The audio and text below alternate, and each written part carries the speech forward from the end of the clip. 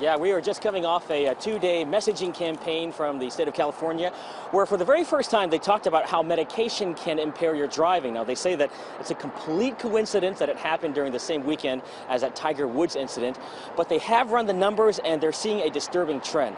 Now, between 2013 and 2015, of all the fatal crashes statewide involving a DUI driver, they say that 47% of those drivers consumed alcohol alone, but 38% of them consumed drugs alone, and then 15% consumed a combination of the two. They say this is shocking and they had to do something about it.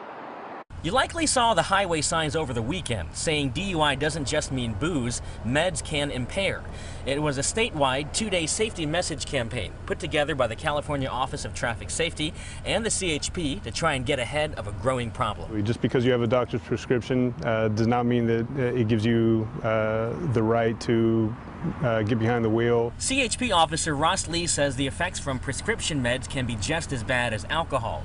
So if you're caught driving while drugged up, even with a doctor's note, you will very likely get arrested. We cannot release you and just let you go home and continue to drive that way. It puts us at a great deal of liability as well as putting them at high danger and high risk of crashing and hurting themselves. The freeway message was timely given the arrest of Tiger Woods over the weekend. Police officers found him asleep at the wheel with the engine running. He failed a field sobriety test, telling officers in slurred speech that he was on painkillers. Woods later released a statement saying he had an unexpected reaction to prescription medication. But I think people are just so used to these days being able to take the meds and not thinking twice about driving, and it's only when something happens to someone they know and all of a sudden they have this wake-up call. Defense attorney Adam Arant is a DUI specialist based in San Jose and says he's seen judges and prosecutors show a bit more compassion and sympathy in prescription medication DUI cases. We've had them say in so many words, this could have been me, this could have been my son, this could have been my daughter, and while they're not going to dismiss the case, they're going to look at it differently than someone who chooses to have a couple of drinks, smoke a joint, and get behind the wheel.